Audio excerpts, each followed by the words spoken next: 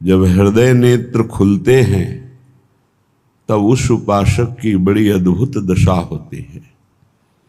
पीछे सत्संग में चर्चा हुई कि 3 नेत्र हैं। एक ये हैं पंचभूतों से रचित पार्थिव नेत्र, जिनसे केवल माया रचित गुण दोष और पंचभूत रचित जड़ चैतन्य का दर्शन होता है। एक है बुद्धि में ज्ञान नेत्रों का प्रकाशित हो जाना, जिससे सर्वत्र ब्रह्म साक्षात्कार होता है। और एक है हृदय में मानस नेत्रों का खुल जाना, जिससे प्रिया प्रीतम की दिव्य रूप माधुरी और लीला का रसास्वादन होता है। भोरी सखी जी के हृदय नेत्र खुल चुके हैं। क्या दशा होती है जिसके हृदय नेत्र खुल जाते हैं? ही मेरो प्यारी भयो नैना मोहन रूप, नैनाट के ही सो मोहन लालजू। मानो नेत्र जैसे लालजू के प्यासे नेत्र प्रियाजू के रूप में अनशन पर भुज दिए बिलोकत इंदु बदन बिबियोर, करत पान रसमत परस्पर पर लोचन त्रसित चकोर। रूप का पान कर रहे, रस की मत्तता है, पर प्यास बढ़ती चली जा रही है। ऐसे नेत्र हो जाते हैं उस उपासक के, जैसे मोहन लाल के नेत्र प्यारी जू की रूप माधुरी का पान करते हैं। ऐसे रूप माधुरी का पान उपासक करता है। ही मेरो प्यारी भयो नैना मोहन लाल, नैनाट के ही सो तुहित भोरी बेहाल। कैसा कैसा अद्भुत स्वरूप है ये। थोड़ा सा भी उपासना में रंग आया है तो समझ पाओगे, बहुत प्रेम की अद्भुत स्थिति है। ही के भीतर अरुझे अखियां, बाहर कछु न दिखावे। ही के भीतर श्रवण समावे, बाहर की न सुनावे। उपासक की ऐसी स्थिति होती कि नेत्र बाहरी पार्थिव व्यर्थ हो गए हैं। अब इनमें जो पार्थिव देखने की शक्ति थी वो नष्ट हो गई। अब ही के नेत्र खुले तो इनका ऐसा प्रकाश इन नेत्रों में हुआ, ही के नेत्रों का, कि वो जिधर देखता है वो युगल सरकार के सिवा और कुछ दिखाई ही नहीं देता। जैसे गोपी जनों को केवल श्याम सुंदर दिखाई देते हैं। जित देखूं तित श्याममयी। ही के भीतर अरुझें अखियां। अभी पार्थिव नेत्रों का काम खत्म। अब हृदय में जो नेत्र खुले, प्रेम नेत्र, जिसे आप श्रृंगार आरती के बाद गाते हैं, ही के नैन निहारे। हृदय रूपी नेत्रों से ही प्रिया प्रीतम को देखा जाता है। वो नेत्र हरिवंश कृपा से, गुरु कृपा से खुलते हैं। जिस समय हृदय के नेत्र खुलते हैं तो बाहर के नेत्रों की शक्ति चली जाती है। बाहर के नेत्रों की शक्ति है स्त्री पुरुष देखना, गुण दोष देखना, जड़ चैतन्य देखना, अच्छा बुरा देखना, ये सब खत्म हो जाता है। वो जिधर देखता है उसको अपना प्रीतम नजर आता है। ही के भीतर अरुझे अखियां, बाहर कछु न दिखावे। बाहर और कुछ दिखाई नहीं देता। चिद चिद लक्षणम सर्वम राधा कृष्णमयम जगत, चेतन अचेतन सब कुछ प्रिया प्रीतम। ऐसा नहीं कि वो अकल लड़ा करके बात कर रहा है कि सब कुछ प्रिया प्रीतम है, बुद्धि लड़ा रहा है। नहीं, जैसे हम तुम सहज में देखते हैं तो स्त्री पुरुष जड़ चैतन्य दिखाई देता है, ऐसे जिसके हृदय के नेत्र खुलते हैं तो ये जड़ चैतन्य स्त्री पुरुष ढांचा नहीं, सीधे हृदय में उनके विराजमान प्रिया प्रीतम दिखाई देते हैं। ऐसी ही श्रवणेन्द्रिय की दशा हो जाती है। ही के भीतर श्रवण समावे, क्या प्रिया प्रीतम बात कर रहे हैं। प्रति अक्षर में प्रेमामृत रस की उफान हो रही है, वो श्रवण कर रहे हैं। श्रवणेन्द्रिय अंतर्मुख हो गई। बाहर की श्रवणेन्द्रिय विषय शब्द केवल पार्थिव सुन सकती, प्रिया प्रीतम के नहीं। जब हरिवंश कृपा से हृदय नेत्र खुले तो श्रवणेन्द्रिय भी उनके शब्द सुनने के लिए अंतर्मुखी दिव्य हो गई। अब ही के भीतर श्रवण समावे, बाहर को न सुनावे। बाहर की कोई बात खूब कोलाहल मचा हो, श्रवणेन्द्रिय अंतर्मुख हो तो एक शब्द नहीं सुनाई देगा। जैसे बाण बनाने वाला इतना तन्मय था कि राजा की सवारी निकल गई, उसे एक शब्द नहीं सुनाई दिया। फिर उपासक अपने उपास्य देव में आसक्त चित्त और उसको प्रपंच सुनाई दे, ये तो पाखंड ही है, ये तो दंभ है, अभी उपासना का रंग नहीं है। ही के भीतर श्रवण समावे, बाहर को न सुनावे। सुने न काहू की कही, कहे न अपनी बात। नारायण वा रूप में मगन रहे दिन रात। ना काहू सो बोलिबो, ना कोई व्यवहार। अपनी कुंवरी किशोरी को वो जियत निहारी निहारी। श्रवणेन्द्रीय नेत्रेंद्रीय बाहरी व्यर्थ देखना बंद कर दिया। अब प्रिया प्रीतम की बात सुनाई देती है, प्रिया प्रीतम ही दिखाई देते हैं। ही के भीतर बाणी बिरमय, बाहर वचन न आवे। अब वाक्य इंद्रिय व्यर्थ हो गई, मूक हो गई। किसी से बात करना, व्यवहार की बात करना कुछ अच्छा नहीं लगता। अगर बात होगी तो प्रिया प्रीतम की, प्रभु की होगी, सिद्धांत की होगी, नहीं तो मौन। ताते मौन गहनो उचित है। पर यह साधक की वृत्ति है। जिसके हृदय नेत्रों में प्रियालाल रम गए, प्रकाशित हो गए, उसको बिना प्रयास के ही वाणी मौन हो जाती है। मौन का तात्पर्य है संकल्प रहित हो जाना। मौन का तात्पर्य है प्रपंच की वार्ता से रहित हो जाना, दूसरे की निंदा स्तुति दोनों से रहित हो जाना। वो केवल अपने प्रभु से बात करता है, केवल अपने प्रभु की बात करता है। प्रभु का नाम गुण लीला रूप इसी का रसास्वादन। नहीं तो वाक्य इंद्रिय मौन हो गई, व्यर्थ हो गई, और उसमें सामर्थ्य नहीं रह गई प्रपंच की वार्ता करने की।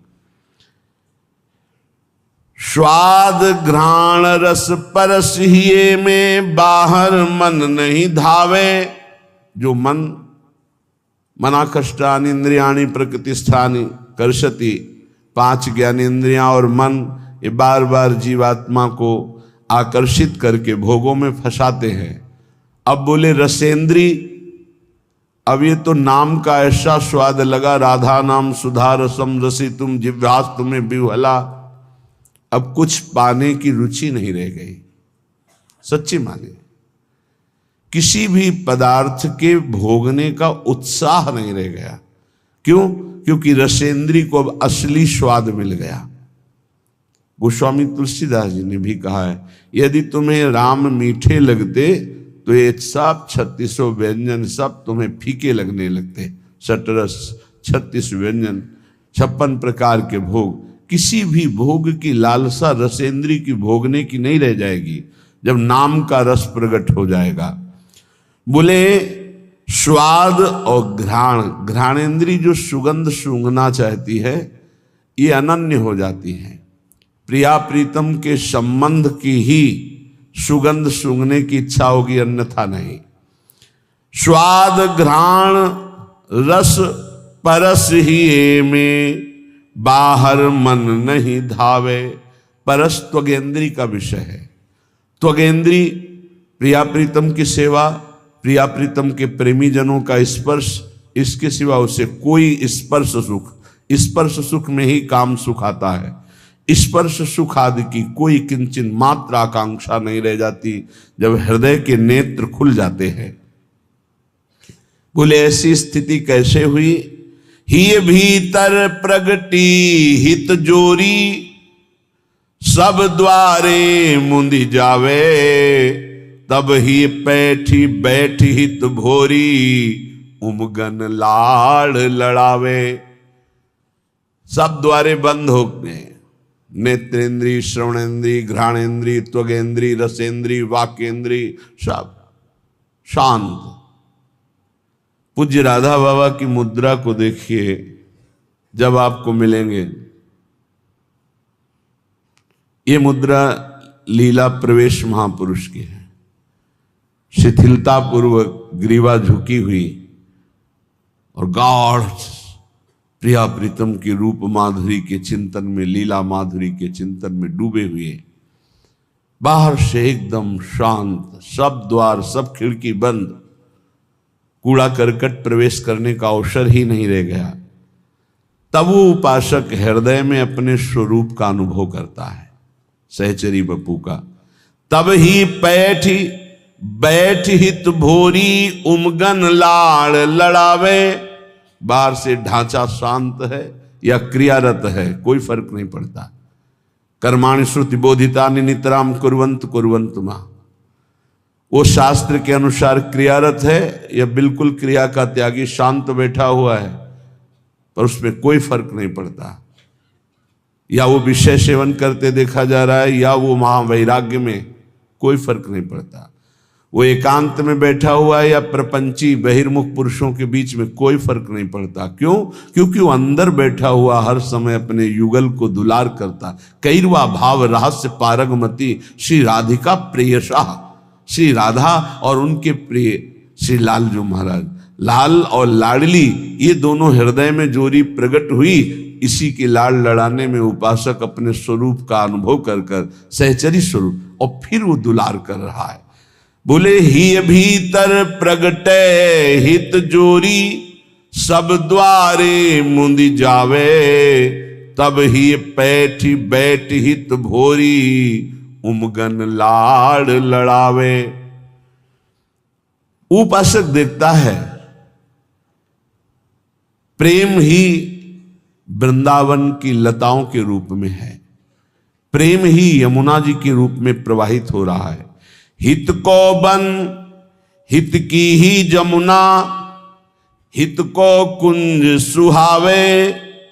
हित के दंपति हित की सजनी, हित सो हित दुलरावे। प्रेममय वृंदावन, प्रेममय यमुना, प्रेममय कुंज निकुंज, प्रेममय कुंज महल और प्रिया प्रीतम प्रेम में, प्रेम के खिलौना दो। और प्रेममयी हित सजनी, तो प्रेममयी भोरी सखी प्रेममयी जोरी को प्रेम पदार्थों से दुलार कर रही हैं। भोरी हित हित ही की याचक, कृपा कोर हित पावे। हित तन हित मन हित की इंद्री, हित ही सिरावे। भोरी सखी कह रहे मेरा स्वरूप भी हितमय है और मैं हित की ही आकांक्षा करती हूं, हित की ही कृपा कोर, प्रेम की ही कृपा कोर चाहती हूं, क्योंकि प्रेम में कभी पूर्णता नहीं होती। प्रेमी का तन भी प्रेममय, सहचरी बपू, प्रेमी का मन भी प्रेममय, प्रेमी की इंद्रियां भी प्रेममय। तब वो प्रेममय तन से, प्रेममय मन से, प्रेममय इंद्रियों से, प्रेम भाव में भरकर, प्रेम पदार्थों से, प्रेममयी लाडली लाल की प्रेममय वृंदावन नवनिवृत्त निकुंज में प्रेममयी सेवा करता है। प्रेम ही प्रेम। जब सो वह छवि ही गड़ी ही गति कही न जाए, नित सिरात नित ही तपत टूटी टूटी जुरी जाए। ऐसी उपासक की दशा होती है। हृदय में जब प्रिया प्रीतम का प्रादुर्भाव होता है तो हृदय की गति कहीं नहीं जा सकती। बोले बस संकेत कर रहा हूं, अपार शीतलता, नित सिरात, थोड़ी ही देर में अपार दाह पैदा हो जाती। कैसे समझ पाएगा? अपार शीतलता और थोड़ी ही देर में अपार दाह प्रकट हो गया, हृदय चूर चूर हो रहा है। हा प्रिया प्रीतम, हा करुणामयी। तो बोले फिर जब हृदय में प्रकट हो गए तो हाय हाय क्यों मचाए? तन मन के बिछुरे नहीं, पर चाह बढ़े दिन रैन, कबहू संजोग न मानही, कबहू संजोग न मानही। क्योंकि चाह बढ़े दिन रैन, वो चाह इतनी बढ़ जाती कि उसमें ही की गति कही न जाए। वो वाणी की सामर्थ्य ने, अनिर्वचनीयम प्रेम स्वरूपम। तो नित सिरात नित ही तपत टूटी टूटी जुरी जाए।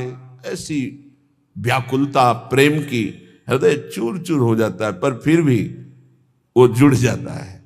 अर्थात बार बार मिलन की प्रबल आकांक्षा मिले हुए भी। कौन सी बात कर रहे हो? मिले हुए तो फिर मिलने की आकांक्षा कैसी?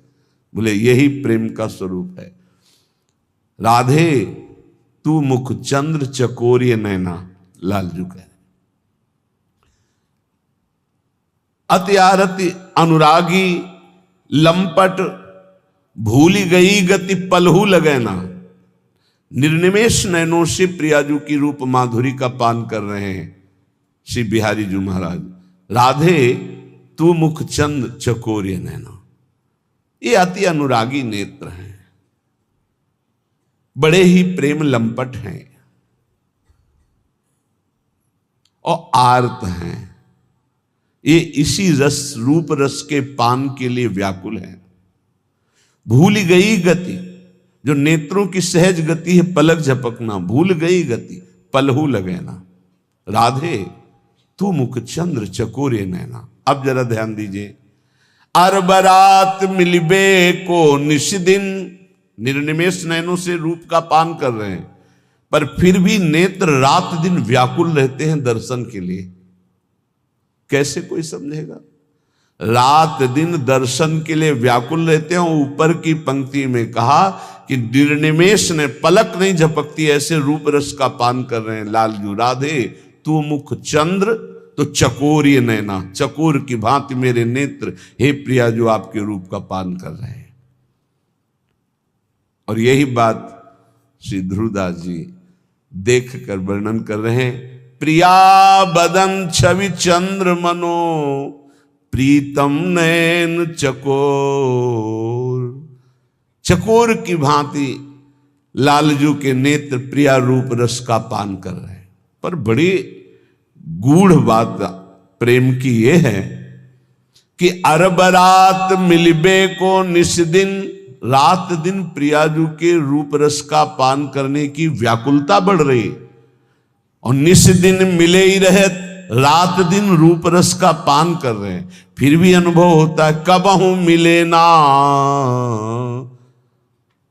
एक पद में श्री स्वामी जी महाराज बिहारी जू के हृदय की बात कह रहे कि बिहारी जू प्यारी जू से कहते, प्यारी जू जब जब देखो तेरो मुख, तब तब नयो नयो लागत, ऐसो भ्रम होत देखो न कबहूरी। वही प्रेम का स्वरूप। अरबरात मिलबे को निष्दिन, निष्दिन मिले ही रहत, मनो कबहू मिले ना। बड़ी टेढ़ी बात आप कह रहे हैं। तो भगवत रसिक रसिक की बातें रसिक बिना को समझ सके ना। ये प्रेम रस की बात केवल प्रेम रस में डूबा हुआ रसिक ही समझ सकता है, दूसरा नहीं। तो यहां कह रहे नित सिरात नित ही तपत टूटी टूटी जुरी जाए। कठिन पीर है प्रेम की बिरला जाने कोई, जो जाने ते कहे नहीं सहे। देखो मीरा जी जैसे बोली ना कि जो मैं ऐसा जानती कि प्रीति किए दुख होए, नगर ढिंडोरा पीटती अजी प्रीति न करियो कोई। ये जिस दुख की बात कर रहे हैं मीरा जी, ये परमेष्ठी पद ब्रह्मा के सुख में भी वो सुख नहीं जो प्रेमी को अपने प्रीतम की विराग्नि में दुख का अनुभव होता है। उस दुख में जो सुख है वो मोक्ष में भी सुख नहीं है। इसलिए प्रेमी जनों ने विरह में तड़पना मांगा है कि मैं आपकी याद में आंसू बहाता हुआ आपको पुकारता रहूं। बोले कठिन पीर है प्रेम की बिरला जाने ताहि, जो जाने ते कहे नहीं सहे सराहि सराहि। जय हो प्रभु आपकी जय हो। चाहे बाहरी कष्ट हो या भीतरी पीड़ा हो, कभी शिकवा शिकायत प्रेमी के मुख में नहीं होता। वो प्रेमी नहीं होते, वो देह प्रेमी होते, भोग प्रेमी होते हैं जो प्रभु से याचना करते हैं। प्रेमी प्रभु से याचना नहीं करते हैं। देखो ना, जो जाने ते कहे नहीं सहे। सहना भी कई प्रकार का होता है। एक होता है आप ईश्वर हो, आप जैसा सहाओगे सहना पड़ेगा। एक तो ये सहना है। इसके पहले सहना है कि हमारे कर्म हैं, उनका भोग भोग रहे हैं। दूसरा है कि हमारे कर्म कैसे हो सकते हैं, अब तो हम आपके शरणागत हैं, पर आपका विधान है, अब जैसा सहाना है तो आपको सहाओ। अब ईश्वर हो, आपके ऊपर तो कोई बस है नहीं। एक ये सहना है और एक ये सहना है कि प्यारे आपने जो विधान किया है बहुत मंगल में किया है, आपकी जय हो, आपकी जय हो, तेरा किया मीठा लगे। ये बहुत बड़ी बात है, बहुत बड़ी। ये प्रेमी हृदय बोल, तेरा किया मीठा लगे। आपका ये विधान है ना, तो मुझे करोड़ों सुखों से बढ़कर भी वो दुख प्यारा है जिसमें आपका विधान है। करोड़ों प्रकार की स्वस्थता से भी मुझे वो अस्वस्थता प्रिय है जिसमें आपकी स्मृति, आपका विधान है। वो शीतलता हमारे किसी कार्य की नहीं जिसमें आपका विस्मरण हो जाए, हमारे हृदय में दाह पैदा हो जाए। वो दाह हमारे लिए कोटि शीतलता से बढ़कर है जिसमें आपकी याद, आपकी स्मृति, आपका विधान दिखाई दे। सहाय सराहि सराहि सुना था कल महामहिम पूज्य श्री अर्जुन देव जी की वाणी। वाह गुरु का किया बड़ा मधुर होता है, बड़ा मधुर लग रहा है, तेरा किया मीठा लागे। और कैसा भयानक कष्ट शरीर में, कैसी प्रताड़ना दी जा रही थी, वो बड़े प्रेम से मुस्कुराते हुए से सैर। ये है प्रेमी का हृदय, दूसरे की सामर्थ्य नहीं। ठाकुर हरिदास जी को 22 बाजारों में बाहरी शरीर को पीड़ा पहुंचाई जा रही, कोड़े मारकर हरि बोल के सिवा कुछ नहीं निकला। एक बार भी आह नहीं कहा। बलिहारी है इन महापुरुषों के चरणों में। प्रहलाद जी को भीषण यातना दी गई, एक बार भी शिकायत नहीं की हरि से।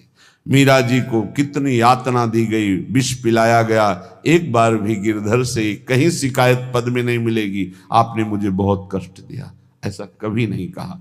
क्यों? सहाय सराहि सराहि। जय हो, आपकी जय हो प्यारे, आपके विधान की जय हो।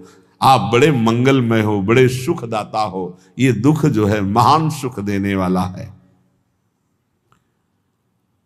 जी तो ही ऐसी चाहिए सब ही की सहिले, घट घट में प्रभु रमि रहो उत्तर का को देहि।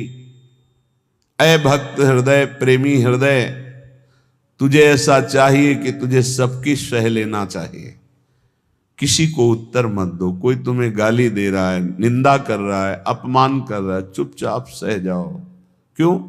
घट घट में मेरा प्रभु रमा हुआ है, वही मुझे पुष्ट करने के लिए ये अपमान, ये निरादर, ये निंदा आदि की लीलाएं कर रहा है। शांत भाव से सह जाओ, आप महान बन जाओगे।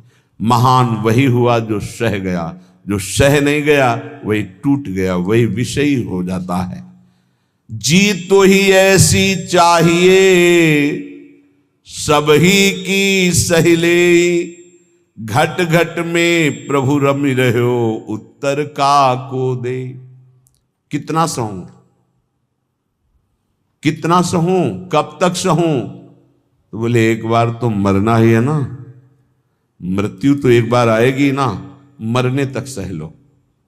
देखो, तन छुट बेलो हद है, सहिले मन धरि धीर। अरे धैर्यवान उपासक, बहुत से बहुत शरीर ही छूट जाएगा, वो तो एक बार छोड़ना ही है, दो बार तो नहीं छोड़ना, और वो अपने नियत समय पे छूटेगा।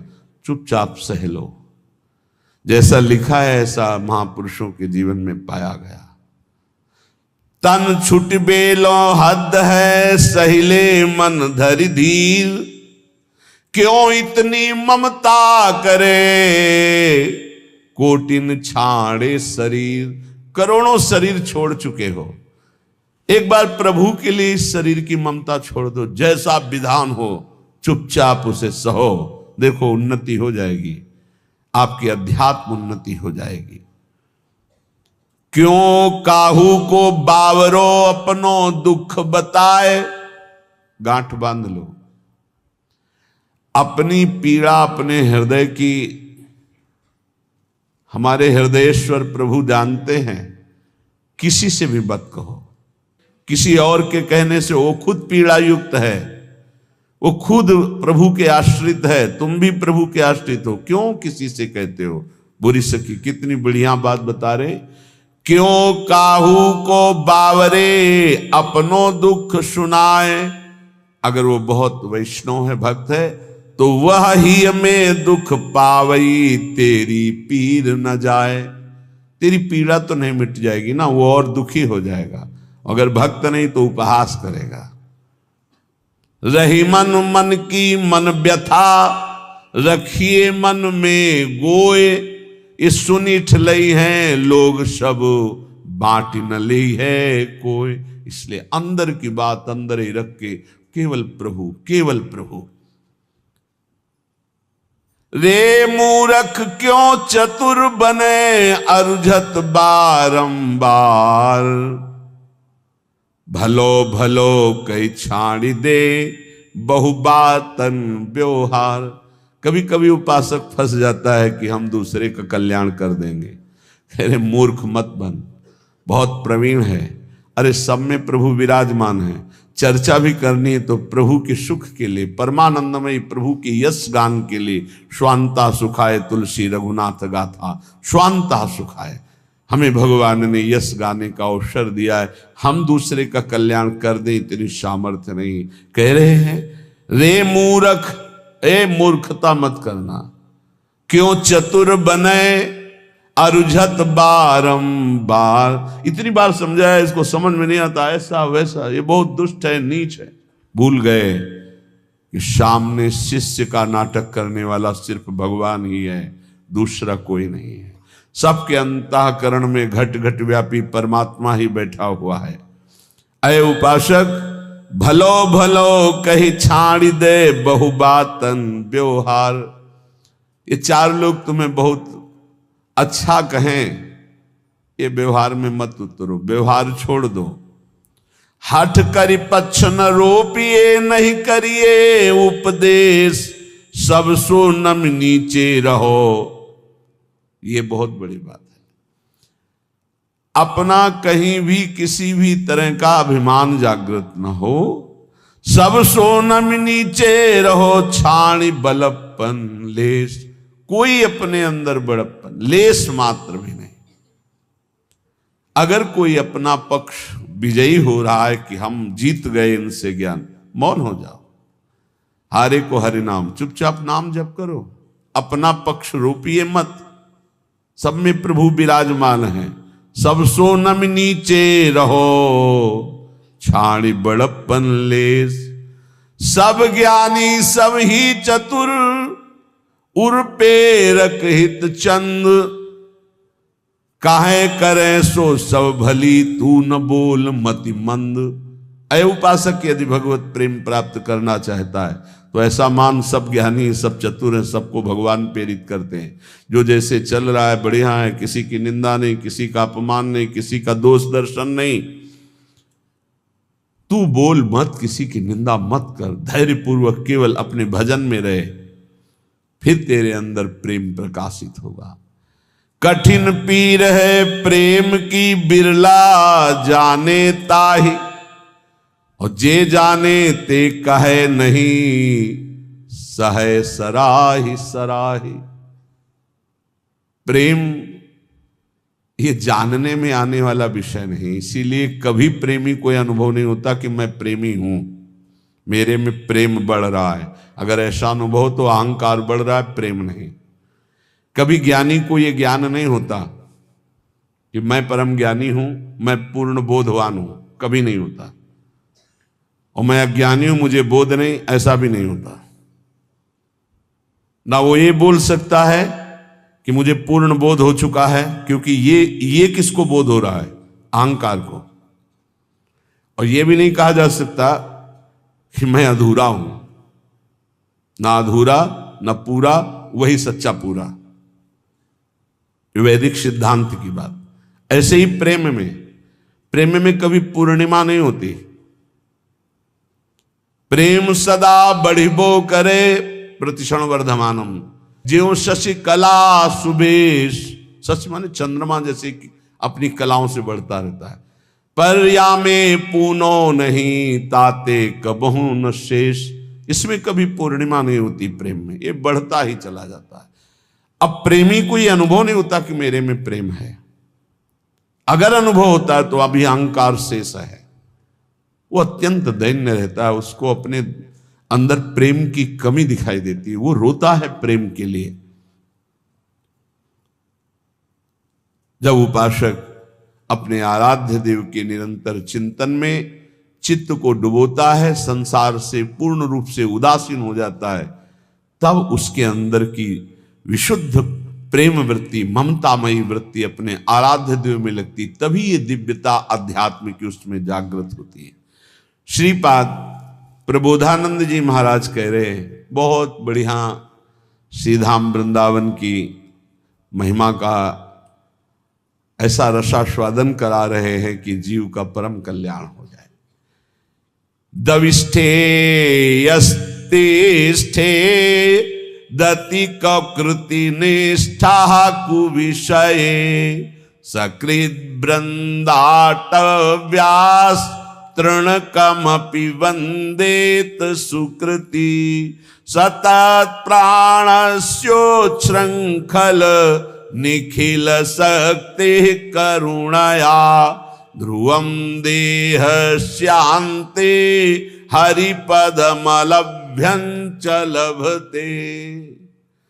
ध्रुवम सत्य, देह शांति, शरीर पूरा होने के बाद हरिपद मलभ्यं च लभते। अलभ्य लाभ हरिपद परम पद की उससे प्राप्ति होती शरीर छूटने के बाद। किसको? बोले दविष्ठे यस्तिष्ठे दति कुकृति निष्ठा कुविषय। कुकृति निष्ठा, गंदे आचरण करने वाला निष्ठा पूर्वक, मतलब महापापी। कुविषय, गंदी बातों में, गंदे विषयों में जिसकी निष्ठा पूर्वक पाप रति है, वो तो वृंदावनवासी होगा? बोले नहीं। दविष्ठे यस्तिष्ठे, दविष्ठ दूर देश में रहने वाला, घोर पापाचरण करने वाला। कुकृति निष्ठा, निष्ठा पूर्वक कुकृति, गंदा आचरण करने वाला। जैसे इस समय आराधना, इस समय आराधना, उसका जीवन ही ऐसा है, गंदे आचरणों का निष्ठा पूर्वक आचरण करना। मतलब महापापी, दूर देश में रहता है, महापापाचरण करता है, पर संयोगवशात सुकृति जनों के संग में वो एक बार वृंदावन आ गया। संयोगवशात उसकी दोस्ती किसी ऐसे से हो गई, चलो यार एक बार वृंदावन चलो, नहीं हमें कोई मत, हमारे साथ चलो, पैसा हम लगाएंगे, आपको खवाएंगे पियाएंगे, घुमा के ले आएंगे, यार चलो ना। अब वो चल पड़ा। सुकृति किसी पुण्यवान के प्रभाव से वो वृंदावन आ गया। उसकी कोई रुचि नहीं, कोई श्रद्धा नहीं, कोई निष्ठा नहीं। सकृत एक बार वृंदाटव्यास्त्रणकमपि वंदेत सुकृति। अब उसने चलो बिहारी जी के दर्शन करे आवे, अब उसके साथ गया। जैसे यहां कई ऐसे दर्शन में आते हैं सुबह कि वो स्वयं नहीं आए, उनकी कोई श्रद्धा नहीं, उनको लाया गया है। जैसे किसी श्रद्धालु गृहस्थ की गाड़ी का वो ड्राइवर है, या कोई ऐसे घर का कोई सदस्य है, सब चल रहे हैं तू भी चल, तो उसकी चेष्टा दिखाई देती है कि ये श्रद्धा से नहीं आया, इसे जबरदस्ती लाया गया है।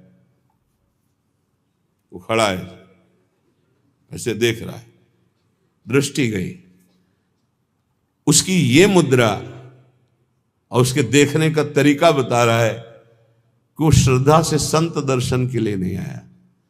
क्योंकि हजारों हृदयों में जो उल्लास दिखाई देता है, राधा राधा नाच रहे, रो रहे, उत्साहित हो रहे, उसमें कोई फर्क नहीं। लेकिन उसका पुण्य उदय हो गया। पुण्य पुंज बिन मिले ही ना संता। क्या पुण्य उदय हुआ कि उसकी नौकरी लग गई ऐसे परिवार में जो भक्त है, वो ड्राइवर है, या उसका जन्म हुआ ऐसे परिवार में जो भक्त है पर वो बिल्कुल अभक्त है, उसके कोई न संत में श्रद्धा है न भगवान में श्रद्धा है, पर उसके कल्याण का योग बन गया।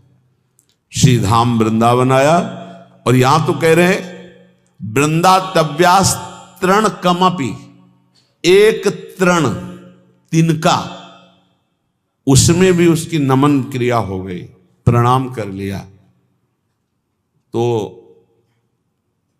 उसने प्रणाम नहीं किया। कईयों को देखा कि जब दृष्टि में दृष्टि मिला के तुमको अपने आप ऐसे वो यंत्रवत ऐसे होना पड़ेगा तुम्हें, और जिनकी उपेक्षा कर दी गई, मंगल ही होगा तुम्हारा। आए हो किसी भी भाव से खड़े हो, तुम्हारा मंगल ही होगा। अब यहां से अमोघस्य, अब उनके जीवन का उत्थान शुरू हो गया। एक तृण की वंदना कर दे, एक तृण की वंदना, वृंदावन के एक तिनके को प्रणाम कर ले। इसलिए उद्धव जी ने कहा मुझे तृण बना दो, गुल्म लता औषधि बना दो। सकृत वृंदाटव्यास तृणकमपि वंदेत सुकृति। एक बार वृंदावन आ गया और एक बार ऐसे ही प्रणाम कर लिया किसी लता को, संत को, बिहारी जी के दर्शन कर ऐसे ही कर लिया, ऐसे। वो बड़े कृपालु है, कृपा समुद्र है। तुम खड़े तो हो ना, इतना ही काफी है। तुम क्या देखने के लिए खड़े हो ये हम नहीं देख रहे। तुम खड़े हो, आकर खड़े हो, दरबार में आ गए श्री जी के, और किसी भी भाव से आए तो तुम्हारे भाव का प्रभाव नहीं है।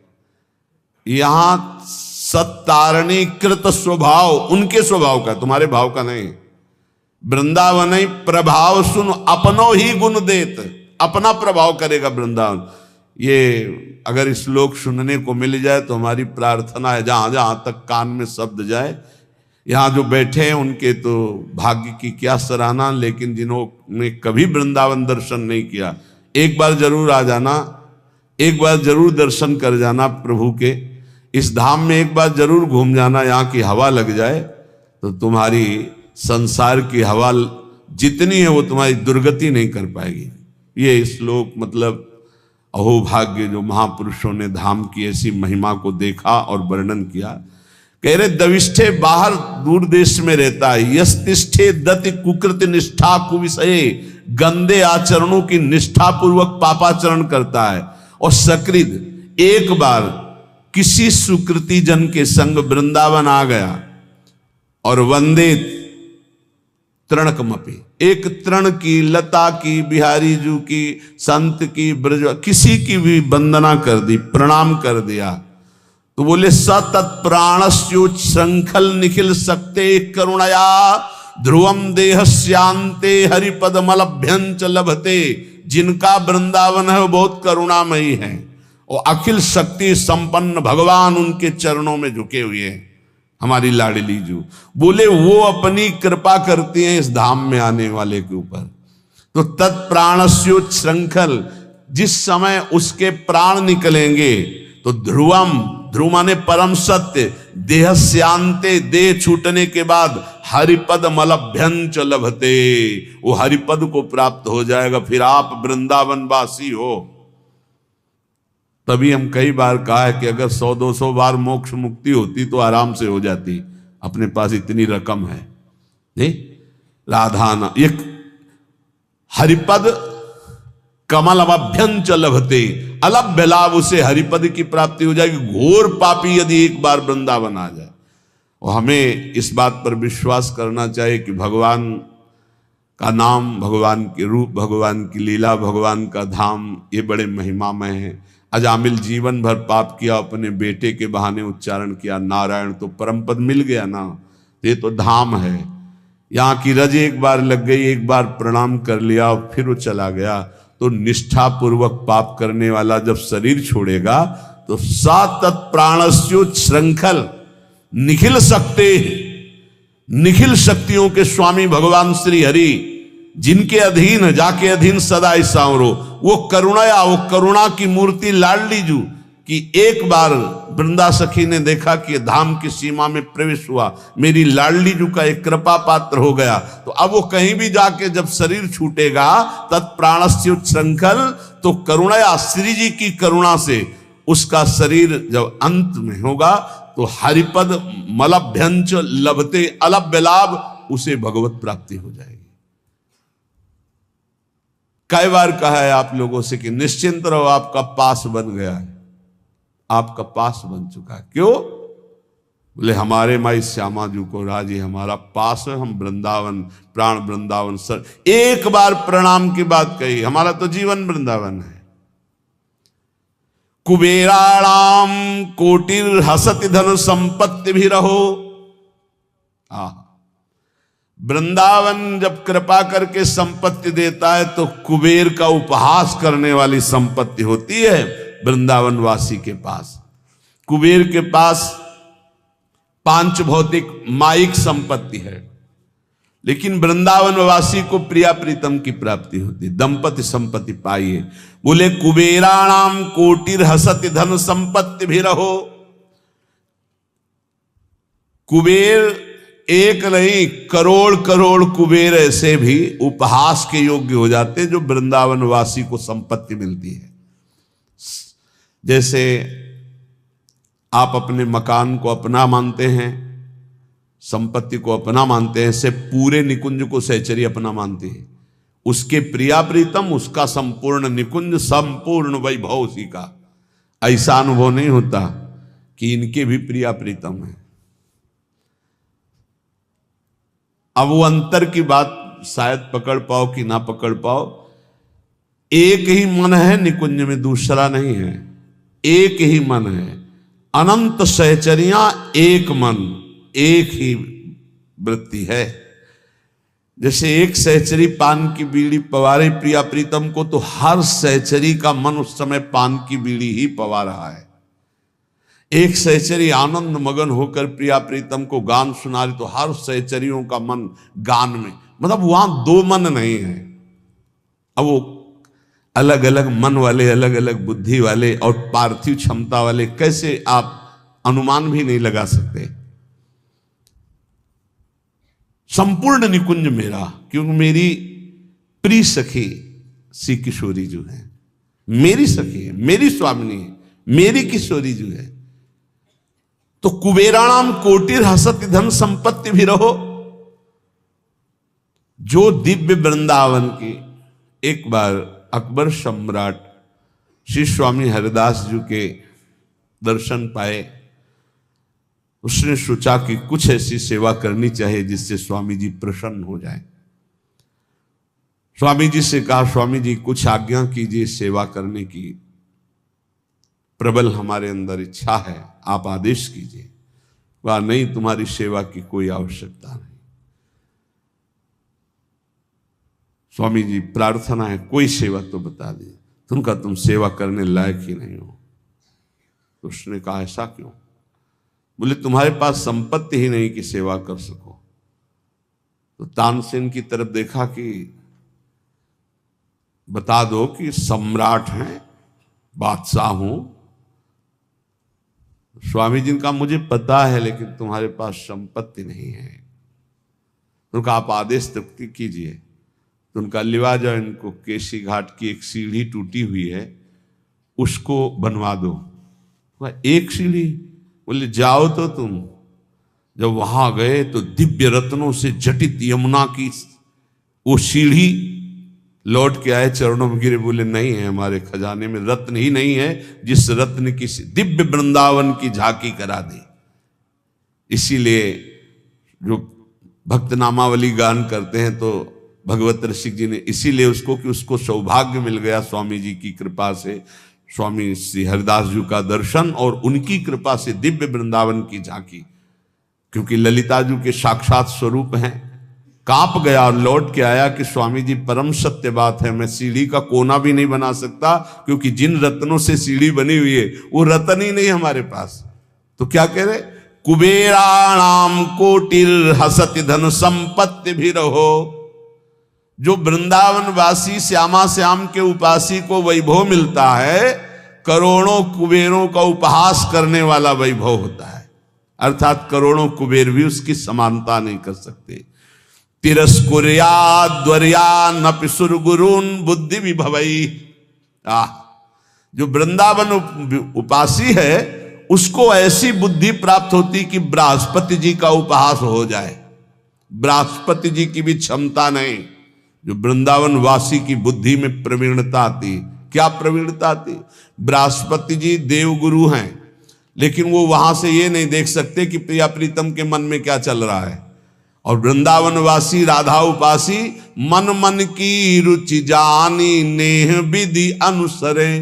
प्रिया प्रीतम के मन में क्या चल रहा है ये जानकर प्रिया प्रीतम की प्रेम पूर्वक सेवा करते हैं। मन मन की रुचि जानी, प्रिया प्रीतम के मन की रुचि जानकर। ये बृहस्पति जी में सामर्थ्य नहीं। प्रिया प्रीतम को कैसे सुख पहुंचाना है ये बृहस्पति जी की बुद्धि। संपूर्ण बृहस्पति जी का ज्ञान उद्धव जी को प्राप्त है। बृहस्पति जी गुरु हैं उद्धव जी के, लेकिन उद्धव जी जब वृंदावन में आए तो अपने को ज्ञानहीन पाया। गोपियों के समक्ष और चरणों में लौट गए, बोले अभी तक मुझे इसका परिचय ही नहीं था। तो जिसे बृहस्पति जी को भी परिचय नहीं है वो है वृंदावन प्रेम रस। यहां कह रहे श्रीपाद की जो वृंदावन के राधा चरणारविंद की उपासना करता है उसकी बुद्धि में जो बात आती है वो बृहस्पति जी की भी बुद्धि में नहीं। तिरस्कुर्या द्वर्या नपि सुरगुरुन बुद्धि विभवई। सुरगुरु बृहस्पति जी की बुद्धि का भी तिरस्कार करने वाला ज्ञान अद्भुत प्रेम वृंदावन उपासक को प्राप्त होता है। अशोच्या स्त्री पुत्रादिभिर्षम ईड्यो हरिरसात् छुको प्रहलाद्यरति कृधि वृंदावन बने। श्री सुखदेव जी प्रहलाद आदि जिन प्रभु की रति को प्राप्त हुए, आश्चर्य की बात है, बड़े सोच की बात है कि लोग स्त्री पुत्र आदि में आसक्त होकर ऐसे मानव देह को भगवान की भक्ति प्रेम रस में ना डुबो करके व्यर्थ में नष्ट कर देते हैं।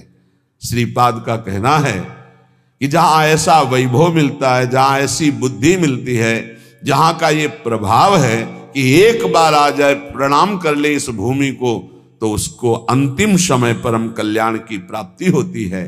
तो अपने परिवार के राग में फंसकर, मोह में फंसकर पापाचरण करते हुए जो जीवन व्यतीत करते हो, तो ये व्यर्थ जीवन है, इसको सार्थक करने के लिए निरंतर नाम जपने का अभ्यास करो। कभी कभी वृंदावन आकर दर्शन कर जाओ। जो कर्म करते हो पापाचरण उसमें ना हो, वो कर्म भगवान को अर्पित करो, इसी जन्म में भगवत प्राप्ति हो जाएगी। संतों की वाणी, परम कृपालु संत जन समस्त शास्त्र और अपने हृदय के अनुभूत वचनों के द्वारा जीवों का परम कल्याण करते रहते हैं। श्री सनक सनंदन सनातन सनत कुमार में से श्री सनातन जी की वाणी। परम मुनि परमहंस श्री सनातन जी हर समय 5 वर्ष की अवस्था में रहते हैं और कोई वस्त्र नहीं धारण करते, दिगंबर। दिग माने दिशाएं, दिशाएं ही जिनकी अंबर है, अर्थात नग्न अवस्था में रहते हैं। ये वर्णन करते हैं कि एकादशी व्रत को हरितोष व्रत कहते हैं। भगवान की प्रसन्नता के लिए, हरिजू की प्रसन्नता के लिए एकादशी व्रत रहा जाता है। प्रायः समस्त वैष्णव जन रहते हैं। जो रसिक जन प्रियाजू के चरणों के अनन्य हैं, उनका एक ही व्रत है, श्यामा श्याम की 8 पहर उपासना करते हुए अपने मन वृत्ति को श्यामा श्याम में समर्पित करना। यहाँ ज्ञान ध्यान व्रत कर्म जीते सब काहो में नहीं मोहि प्रतीति, रसिक अनन्य निशान बजायो एक श्याम श्यामा पद प्रीति। पर जो एकादशी व्रत रहते हैं परम धन्य है, वो हरितोष व्रत है। अब एकादशी व्रत का नियम क्या है और कैसे एकादशी व्रत का फल मिलता है, कई बार चर्चा हुई।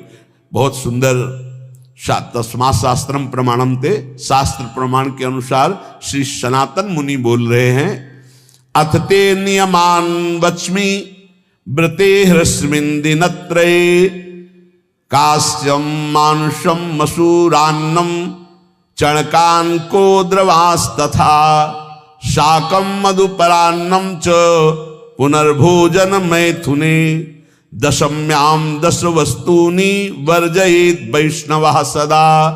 जिसे एकादशी रहनी हो और एकादशी का फल प्राप्त करना हो, उसको ये नियम पालन करना चाहिए। अथ ते नियमान वच्मि व्रते ह्रस्मिन् दिनत्रये, उसको 3 दिन, एक तो दशमी और एक द्वादशी और फिर बीच में एकादशी, उसको 3 दिन संयम में रहना होता है, तब बीच की एकादशी का उसे फल प्राप्त होता है। जिसे एकादशी व्रत रहना हो उसका नियम है कि दशमी के दिन कांसे के पात्र का त्याग करे। वैष्णव सिद्धांत है कि कभी जिसमें मांस बना उस रसोई का भोजन न ग्रहण करे। मसूर की दाल, चना की दाल, कोदों और कोई भी शाक, शहद, दूसरों का अन्न, दोबारा भोजन और मैथुन, ये दशमी के दिन त्याग दे। एक बार दशमी के दिन भोजन करे 24 घंटे में, क्योंकि एकादशी रहना है। कांसे का पात्र, जिस रसोई में मांस बना उसके भोजन का त्याग, मसूर की दाल, चना, कोदो, शाक, मधु अर्थात शहद और दूसरे के द्वारा दिया हुआ भोजन और दोबारा भोजन और मैथुन क्रिया, इनका दशमी के दिन कभी भी प्रयोग ना करें। इन 10 वस्तुओं से वैष्णव दूर रहे दशमी के दिन। फिर एकादशी के व्रत में, ये पीछे तो हम वर्णन कर ही चुके हैं, कहीं नहीं आया यहाँ कुटू का वो कचौड़ी पकौड़ी और सिंघाड़ा का हलवा और सावा, ये दुनिया के खीर और सब। ये एकादशी के दिन किसी भी तरह की गेम आदि क्रीड़ा ना खेले। जैसे अब आज व्रत है तो बैठे हैं अपना मोबाइल में गेम खेल रहे हैं, ऐसा कोई भी क्रीड़ा नहीं, द्वैत क्रीड़ा, किसी भी तरह का गेम, ये सब खेल नहीं। द्वित क्रीड़ाम च निद्राम च तांबूलम दंत धावनम, परापवादम पैशून्यम स्तेयम हिंसाम तथा रतिम, कोपम हृत वाक्यम च एकादश्याम विवर्जयेत। एकादशी के दिन उपासक को चाहिए कि वो किसी भी तरह की क्रीड़ा मनोरंजन बिल्कुल नहीं। चनिद्राम, नींद नहीं लेनी उसको, न दिन में न रात में, एकादशी व्रत। और प्रायः पुराने महापुरुषों ने ऐसा किया है। रामदास जी डाकोर के रात में जाते थे, रणछोड़ भगवान के यहाँ कीर्तन करते थे जाकर, तभी तो भगवान उनके कीर्तन पर, उनकी भक्ति पर रीछ कर गाड़ी में बैठकर उनके साथ आए थे। पूरी रात जगकर कीर्तन करना, और दिन में तो सोना ही निषेध है। द्वित क्रीड़ाम च निद्राम च तांबूलम, पान खाना निषेध है एकादशी को, बिल्कुल नहीं, जो व्रत रह रहे हैं। और दंत धावनम, वृक्ष से तोड़कर जो दतून की जाती एकादशी के दिन नहीं। परापवादम, दूसरे की निंदा करना, चर्चा करना नहीं, अर्थात अधिकतर मौन व्रत धारण करे एकादशी के दिन। पैशून्यम, चुगली करना। स्तेयम, कोई चोरी करना। हिंसाम, वाणी से, शरीर से, मन से किसी को दुख पहुंचाना। रतिम, अर्थात भोग करना, मैथुन करना। कोपम, किसी के ऊपर गुस्सा करना। अनत वाक्यम, झूठ बोलना। एकादश्याम विवर्जयेत, एकादशी के दिन ये नहीं करना चाहिए। एकादशी को एक बार कुछ फलाहार शुद्ध, अगर आपके पास कोई व्यवस्था नहीं तो थोड़ा दूध है, जल है, ऐसे आप लेकर, या थोड़ा सा फल ले लिया, थोड़ा सा फल लेकर के प्राण पोषण, एक दिन में मर नहीं जाओगे। कितने तो निर्जला एकादशी रहते हैं, हर एकादशी निर्जला। पूज्य श्री मथुरा दास जी निर्जला ही रहते थे हर एकादशी। चलो भैया, आपकी सामर्थ्य नहीं तो जल 2-4 बार ले लो, एक बार थोड़ा सा दूध और फल ले लो, चल जाएगा काम, प्राणों का पोषण हो जाएगा। ये आचरण न करे, एक बार कुछ आहार ले ले, वो भी शुद्ध भगवद अर्पित प्रसाद। फिर द्वादशी को काश्यम मांसम सुराम छौद्रम तैलम वितथ भाषणम व्यायामम च प्रवासम च पुनर्भोजन मैथुने अस्पृश्य स्पर्श मासूरे द्वादश्याम द्वादश त्यजेत। काश के पात्र में द्वादशी को भी भोजन न पावे, जिस रसोई में मांस बनाओ उसमें आहार न ले, किसी भी तरह का नशा द्वादशी को न करे, शहद न पाए, तेल के बने पदार्थ न पाए, मिथ्या भाषण न करे, और बहुत शरीर का व्यायाम न करे, बहुत थकावट वाले कार्य न करे, दोबारा भोजन न करे, एक बार द्वादशी को भी भोजन पवित्र, मैथुन न करे, जिसका स्पर्श नहीं किया जाता ऐसे पदार्थों का स्पर्श न करे, और मसूर की दाल न खाए। द्वादशी को जो इन नियमों का पालन करता है, दशमी द्वादशी ऐसे और एकादशी ऐसे, तब उसे एकादशी व्रत का फल प्राप्त होता है। जो इस पद्धति से एकादशी, ये जो मनमानी है सब नहीं, हर पदार्थ मिल जाएगा आपको फलाहार में, हर पदार्थ। हमको बताया गया कि आपको जो चाहो सब पदार्थ फलाहार का। अरे भाई, हरितोष व्रत है तो हरि प्रसन्नता के लिए एक दिन भूखे रहने बहुत आनंद आता है। पहले भगवत कृपा से ऐसी गंगा जल पी करके कुछ दिन, फिर कभी कभी निर्जला एकादशी का भी आनंद। बड़े संन्यास मार्ग में थे तो बड़े संयम से सब शास्त्रीय पद्धतियों का निर्वाह होता था। उपासक को चाहिए कि इन नियमों से व्रत का अनुष्ठान करे, मनमानी आचरण न करे। सबसे प्रार्थना जो एकादशी रहते हो, हरितोष व्रत इसे कहते हैं, भगवान की प्रसन्नता के लिए रहा जाता है, रहना चाहिए। जो अपनी आचार्य परंपरा में हैं जैसे, जिनका सिद्धांत है, पर रहने का सिद्धांत ये श्री सनत कुमार जी वर्णन, श्री सनक जी महाराज, ये सनत कुमार जी वर्णन की। सनक जी महाराज कह रहे हैं, यदि भगवान का आश्रय नहीं, सत्संग नहीं है, तो इन चार में से एक हो तो नाश कर देता, फिर चारों हो तो सर्वनाश हो जाता है। यौवनम धन संपत्ति प्रभुत्व विवेकता एकैपमप्यनर्थाय किमु यत्र चतुष्टयम। यदि सत्संग नहीं है, यदि भगवद आश्रय नहीं है, और खूब धन हो, जवान अवस्था हो, और बढ़िया पद मिला हो, प्रभुत्व चलता हो, और अज्ञान हो, फिर क्या कह रहा है? बोले ये चारों जहां मौजूद होते हैं वहां सर्वनाश का खेल शुरू हो जाता है। अगर इनमें से एक हो तो सर्वनाश करने में पर्याप्त है, और अगर चारों हो तो फिर क्या कहना है? यौवनम जवान हो, धन संपत्ति खूब रुपया पैसा हो, प्रभुत्व कोई पद हो, कोई अधिकार हो बड़ा, फिर अविवेकता और अज्ञानी हो, तो बोले एक नाश कर देगा, फिर चारों तो नाश ही कर देंगे।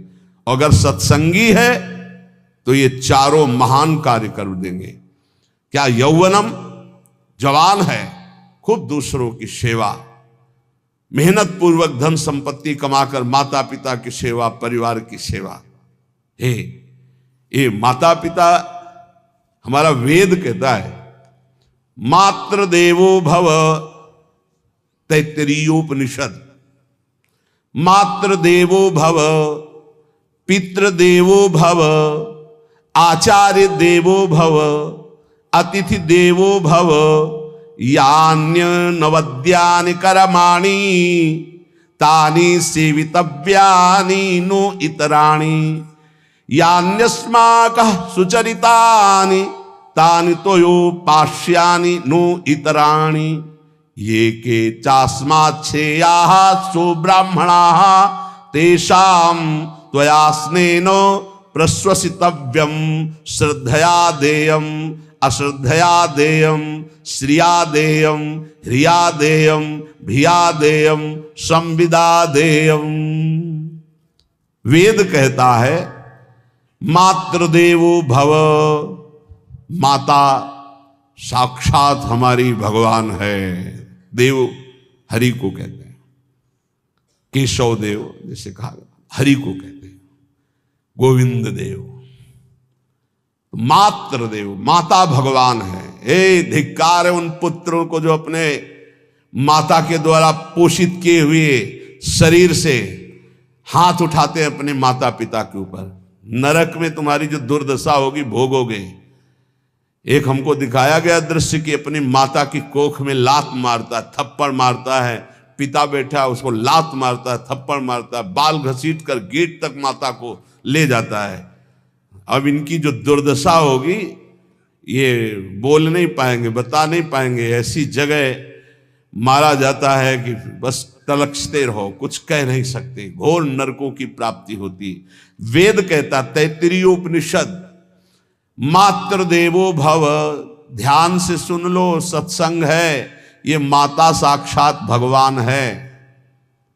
अगर तुमने मारा वाह भर करके इसके आंसू गिरे, तो जितने आंसुओं की बूंद से भूमि के कण भींजेंगे उतने कल्प तक नरक भोगोगे। ध्यान रखना, तुम्हारा कभी यश, कभी कीर्ति, कभी श्री, कभी हिरी, ये कभी तुम्हारे उदय नहीं हो सकती। तुम्हारा सर्वनाश हो जाएगा अगर मां पे हाथ उठाया।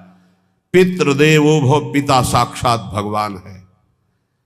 देखो भगवान अवतरित हुए तो प्रात काल उठी कै रघुनाथा, मातु पिता गुरु नावहि माथा। आचार्य देवो भव, माता साक्षात भगवान है, पिता साक्षात भगवान है, आचार्य गुरुदेव साक्षात भगवान है।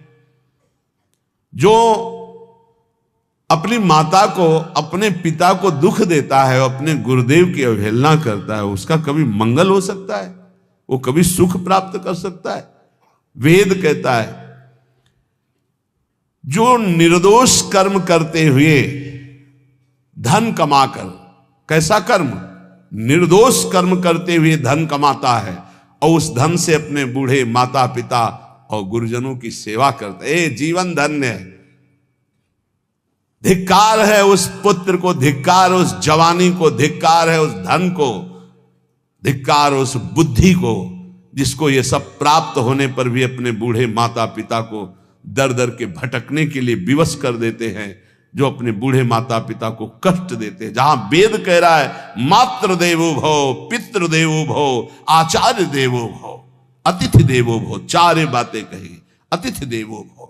अगर बिना परिचय के कोई आ गया, कह रहा भूखा हूं, भोजन पवा दो, भगवान पधारे हैं, हम कह रहे मत अंदर आने दो, गेट के बाहर पवा दो, तुम्हारा संशय, पर उसे भूखा मत जाने दो, अतिथि देवो भव। जो निर्दोष कर्म करके अर्थ कमाकर अपने माता पिता गुरुजनों की सेवा करता है, उसी का जीवन धन है। पशुवत आचरण, मनुष्य शरीर प्राप्त करके राक्षस आचरण, राक्षसों की यही पहचान होती है। मां नहीं मातु पिता नहीं देवा, साधुन ते करवा वही सेवा। तुम्हारे जो पुण्य है ना सब भस्म हो जाएंगे, आप खिलवाड़ मत समझो। वो विरक्त है, भले तुम्हें नौजवान दिखाई दे रहा है, वो शरणागत है, जो आचार्य ने मंत्र दिया वही गुरु परंपरा से चला रहा, वही मंत्र उसमें, आप उसको बोल रहे हमारे लिए कुर्सी डालो, पैंट शर्ट पहने हो कुर्सी डाल। हाँ, आप असमर्थ हो तो हाथ जोड़कर प्रार्थना कीजिए कि बैठने में हमारी टांग टूट गई है, हम बैठ नहीं पा रहे हैं, क्या व्यवस्था हो सकती है क्या? याचना इस कोटि की। आदेश, बाबा जरा कुर्सी लाना, बाबा तो कुर्सी रख देंगे, आप उनको तुम भिक्षुक समझते हो, सारे सुकृत तुम्हारे नष्ट हो जाएं। ये जो संतों के द्वारा दिए हुए आसन में ये अयोग्य पुरुष बैठ जाते हैं ना, इनके सारे सुकृत नष्ट हो जाते हैं। ये क्या समझते हैं? तुरंत आसन दिया जाता है, किसी भी आओ, आसन को प्रणाम करके समेट कर रख दो, अगर आसन में बैठने की योग्यता आ रही। आसन में बैठने की योग्यता उसकी मानी जाती है जो सामने बैठा है, उस स्थिति का हो या उससे श्रेष्ठ हो। बहुत होश में ये बातें सत्संग में ही मिलती है और अन्यत्र नहीं मिलती। आसन बिछाने का मतलब तुम कोई महान नहीं हो गए हो, अपने में दैन्यता नहीं तो वैष्णव किस बात के? आसन ग्रहण वैसे ही बिछा हुआ है, उसके ऊपर आसन लगा हुआ है गुरुजनों के लिए, श्रेष्ठ जनों के लिए। आप आसन में बैठने के अधिकारी हैं। सत्कर्म के द्वारा कमाए हुए धन से मातृ देवो भव, पितृ, हम बार बार चिल्ला के कह रहे, क्योंकि कलयुगी इन पुत्रों को अब समझ में नहीं आ रहा। जो बोओगे वही काटोगे। अगर आप अपने पुत्रों को सत अध्यात्म की शिक्षा देंगे और स्वयं अध्यात्म से चलेंगे तो तुम्हारा बुढ़ापा ठीक से जाएगा नहीं। बुढ़ापा बहुत मुश्किल से कटता है, बहुत मुश्किल से। हाँ, हमें कई दृश्य देखने को मिलते हैं। बता रहे एक बार बिंदौर इधर है, इच्छावर फतेहपुर, वहां से भ्रमण करते यार, बड़े मकान से वयोवृद्ध भागते हुए आए और स्वामी जी बहुत कष्ट में हो। क्या कष्ट है आपको? आप तो महल से उतर रहे हैं, ये किसका है? बोले मेरा ही है। तुमका कष्ट क्या है? बोले 4 लड़का है, 4 बहू हैं, सब खाते पीते हैं, मैं बहुत कष्ट में हूँ, सब कोई अपमान करता है। तुमका निकलो फिर बाहर, बाबा जी बनो, भजन करो, भगवान के मार्ग का अनुसरण करो। चौथी अवस्था है। बोले ये तो नहीं हो सकता, रहूंगा तो यहीं कुछ ऐसा कर दो कि जिससे हमारे बच्चों की बुद्धि बदल जाए, जो हमको पीटते हैं, गाली देते हैं। हमको वो जादू तो हम जानते नहीं, और चल पड़े। और बड़ा अंदर से चिंतन हुआ कि जीव कितना आसक्त है उन्हीं पुत्र परिवार घर में। अब बुढ़ापे का समय है, चौथी अवस्था में अगर घर ही में रह के भजन करो तो झंझट नहीं होगी। जो मिले जैसे मिले जीवन यापन करो, भजन करो, लेकिन प्रभु से मतलब नहीं। तो जितने भी जवान भाई बहन सुन रहे हैं, आप अपने माता पिता को, यहां हमारा वेद कहता है मातृ देवो हो, माता भगवान है, पितृ देवो हो, पिता हमारा भगवान है। धर्म के द्वारा कमाए हुए धन से माता पिता की सेवा करो। दूसरे दोषयुक्त कर्मों का कभी आचरण मत करो। यन्नस्माकं सुचरितानि तानि तोयो पापाश्यानि नो इतराणि। सुंदर आचरण करो जो महापुरुषों के द्वारा विधान किए गए हैं, पाप आचरण कभी मत करो।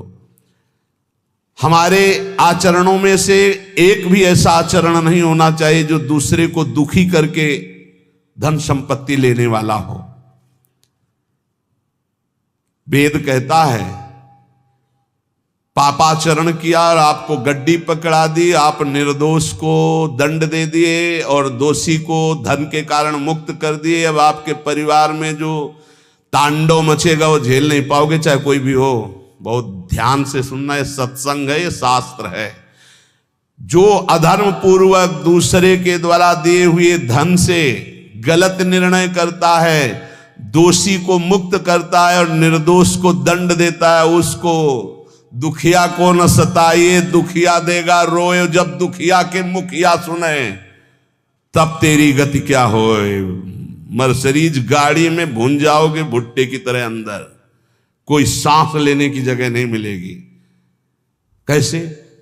आगे से गाड़ी में किसी कारण आग लग गई, चलती गाड़ी में।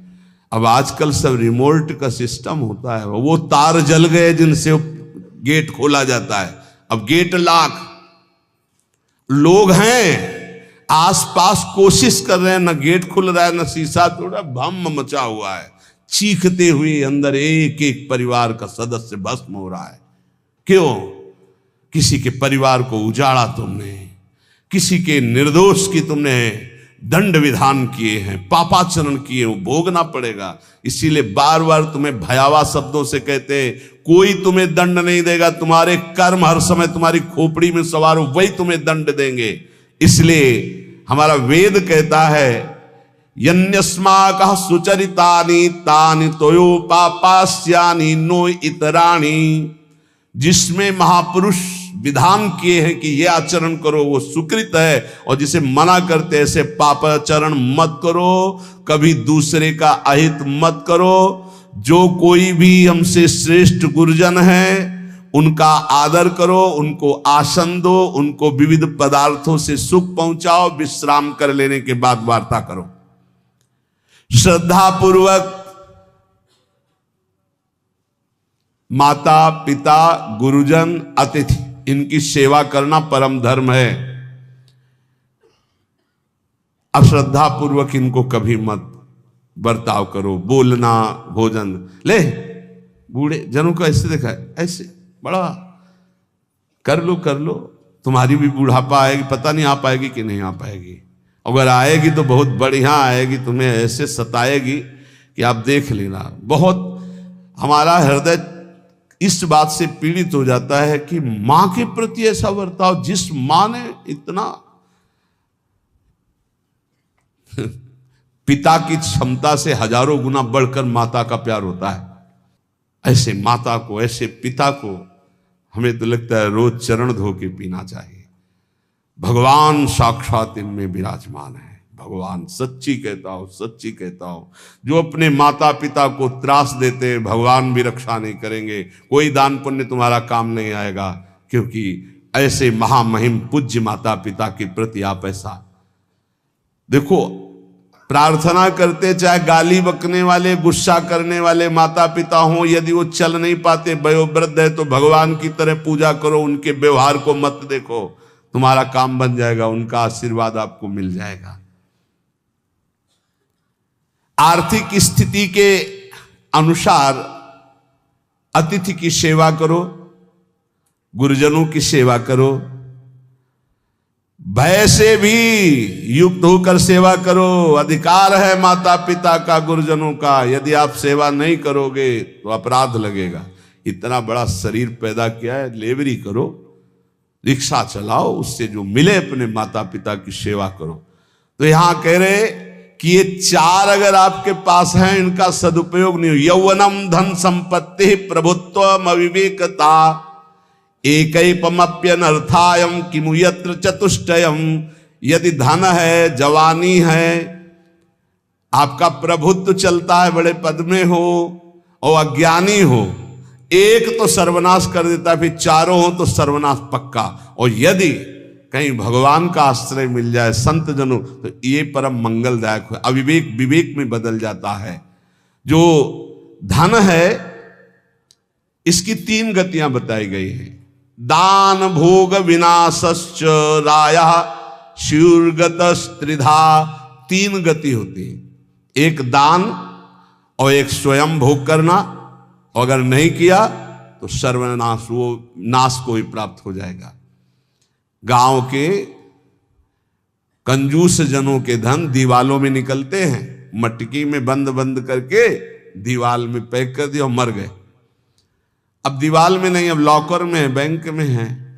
कितने हैं? बोले इतने करोड़। कभी ना तो धर्म किया ना दान किया, कंजूस रात दिन उन्हीं रुपए का चिंतन किए, मर गए। 1 रुपए का भी कभी सतमार्ग में प्रयोग नहीं किया। कह रहे दान भोग विनाशश्च, 3 गतियां हैं। दान या स्वयं भोग कर लो और या विनाश हो जाएगा। तो शोधन धन्य प्रथम गति जाकी, वो धन धन्य है जिसकी प्रथम गति। प्रथम गति क्या? दूसरों को सुख पहुंचाने में लगा। अस्पताल में दे दिया, गरीब लोगों के औषधियों के, या भूखी गौओं के उदर पोषण में, या संत महात्माओं के निवास या वस्त्र या भोजन, ये सब उत्तम गतियां हैं। अगर ये नहीं किया तो चलो घर में ठाकुर जी विराजमान करो, स्वयं बढ़िया भोग लगाओ, पाओ, परिवार को सुखी रखो, इतने कर लो। वैसे सो धन धन्य प्रथम गति जाकी। प्रथम तो है दान, फिर दूसरा स्वयं चलो उपयोग कर लो धार्मिक धर्म पूर्वक अपने परिवार का। लेकिन अगर ऐसा नहीं किया तो तीसरी गति है नाश। वो तुम्हारे किसी काम में धन आने वाला नहीं है। जो न दान करता है ना भोगता है, उसका नाश हो जाता है। अरे भाई, वृक्ष से ही शिक्षा लो, दूसरों के लिए ही होता है। तो तुम मनुष्य बनकर क्या दूसरों का परोपकार नहीं कर सकते? यदि तुम जवान हो, तुम्हारे पास धन है, प्रभुत्व है, विवेक है, तो तुम पूरे राष्ट्र की सेवा की भावना जागृत करो। समाज में ही भगवान विराजमान है। ये मानवा हरि कथा श्रवणास्त दोषा, कृष्णांगी पद्म भजने रत चेतनाश्च, ते वै पुनन्ति च जगन्ति शरीर संगात, संभाषणादपि ततो हरिरेव पूज्यः। एक तो ये बताया। दूसरा बताया कि ये महाधन्याति धन्य होते हैं। एक तो होते जवान हैं, रुपया पैसा खूब कमा रहे हैं, बड़ा प्रभुत्व है। अविवेक है तो नाश कर देगा, और विवेक है तो इन्हीं का सदुपयोग हो जाएगा। एक है जो सबसे हटकर है। ये मानवा हरिकथा श्रवणास्त अधोषा, जो रात दिन नाम जप करते हैं, भगवान की चर्चा करते हैं और सुनते हैं, और अदोषा, वो सारे दोषों को अपने मिटा चुके हैं। कृष्णांगी पद्म भजने रत चेतनाश्च, निरंतर अपने चित्त को प्रभु के भजन में डुबोए हुए हैं, प्रभु के चरणों के ध्यान में अनुरक्त किए हुए। उनका क्या प्रभाव होता है? बोले तैवै पुनन्ति च जगतन्ति शरीर संगात। ऐसे महात्माओं का यदि शरीर है प्रगट में, तो उस शरीर से स्पर्श करके वायु जिस जिस को छूती है वो पाप रहित हो रहा है। जो उनके दर्शन करते हैं वो पाप। संत दरस जिमि पातक तरही, संतों के दर्शन मात्र से पाप नष्ट होते हैं, उनके शरीर के स्पर्श से पाप नष्ट होते हैं। संभाषणादपि ततो हरिरेव पूज्यः, यदि उनसे संभाषण करने को मिल जाए तो बोले वो इतना पवित्र हो जाता है कि भगवान उनमें वास करने लगते हैं। हरिदेव, हरि उसमें विराजमान है, हरि ही हैं, ऐसा वो पूज्य हो जाता है। यदि जो नाम जप कर रहे हैं, जिनका चित्त भगवान के चिंतन में है, जो कथा भगवान की चर्चा कर रहे हैं, जो भगवान की चर्चा सुन रहे हैं, अदोषाः, जो समस्त दोषों पर विजय प्राप्त कर चुके हैं, ऐसे मानवाः पुनन्ति च जगतन्ति, वो पूरे जगत को पावन करने की सामर्थ्य रखते। सातरते सातरते सा लोकांतारयति मम भक्ति युक्तो भोनम पुनातु, वो लोक के लोक पावन कर देते। कैसे? उनके शरीर से स्पर्श की हुई वायु दूसरों के पापों का नष्ट, उनका दर्शन दूसरों के पापों का नाश, उनका संभाषण दूसरों के पापों का नाश। यदि संत संग मिल गया तो निश्चित हरिदेव ही, वो भगवान से ही मिल रहा है, क्योंकि वहां भगवान जागृत है सबके हृदय में, पर भगवान शयन कर रहे हैं, माया का पर्दा लगाए। संत के हृदय में भगवान पर्दा रहित होकर जागृत हो चुके हैं, तो उनके दर्शन से, संभाषण से, स्पर्श से निश्चित परम कल्याण इस जगत का होता है। कौन भगवान? भगवान किसे कहते हैं? तो बोले सनंदन मुनि बोल रहे हैं। सनातन जी की सुना, एकादशी व्रत पर बोले, और अभी तक सनक जी बोल रहे। अब सनंदन जी कह रहे ऐश्वर्य समग्रस्य धर्मस्य यशसः श्रियः ज्ञान वैराग्ययोश्चैव शरणां भग इति ऋणा। संपूर्ण ऐश्वर्य, संपूर्ण धर्म, संपूर्ण यश, संपूर्ण श्री, संपूर्ण ज्ञान, संपूर्ण वैराग्य, ये 6 जहां विराजमान हैं भग, उन्हें भगवान कहते हैं। ये पूर्ण रूप से भगवान में ही विराजमान है और जिसमें ये सामर्थ्य है उसे भगवान कहते हैं। उत्पत्ति प्रलयम चैव भूतानामा गतिम गतिम वेत्ति विद्याम विद्याम च सवाच्यो भगवानिति। जो सबकी स्वयं अपने संकल्प से उत्पत्ति करता है, उत्पत्ति करने वाले ब्रह्मा जी की भी जो उत्पत्ति का कारण है, जो अपने ही बल से सबका विनाश कर देता है प्रलय, और जो सबका पालन करता है उसे भगवान कहते हैं। जो आवागमन तथा विद्या अविद्या इसका स्वामी है उसे भगवान कहते हैं।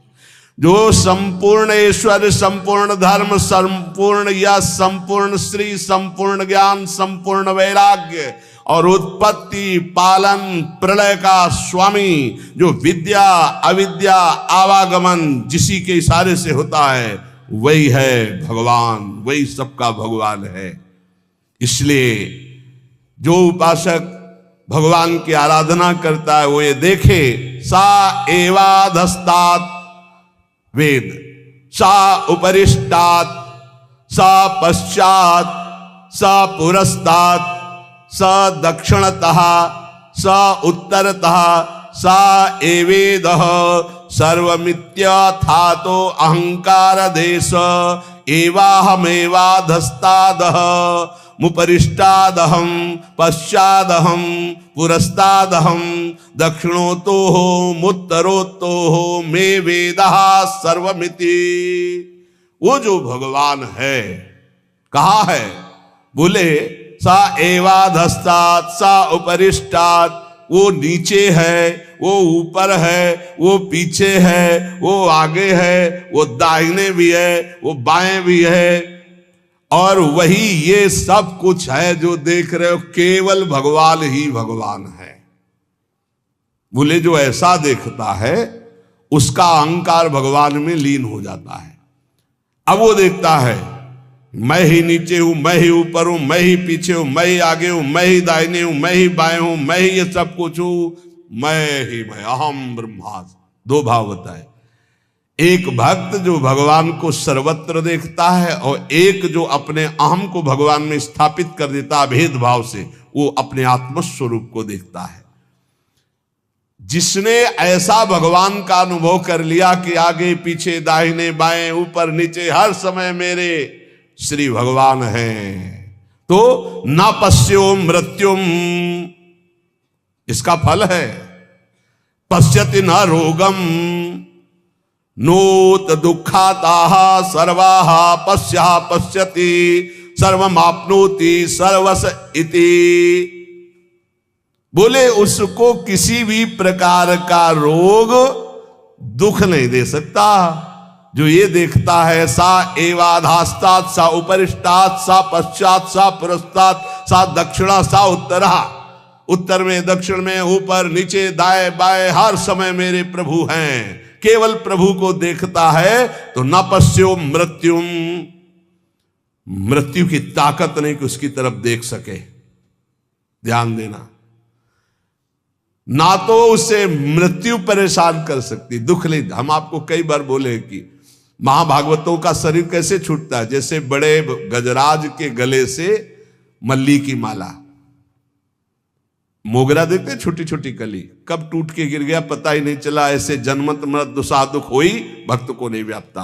बोले ना तो वो मृत्यु, ना पश्यो मृत्युम पश्यति, मृत्यु ना रोगम, बड़े से बड़ा रोग उसको परास्त नहीं कर सकता। ये इसका फल है जो हर समय भगवान में स्थित है।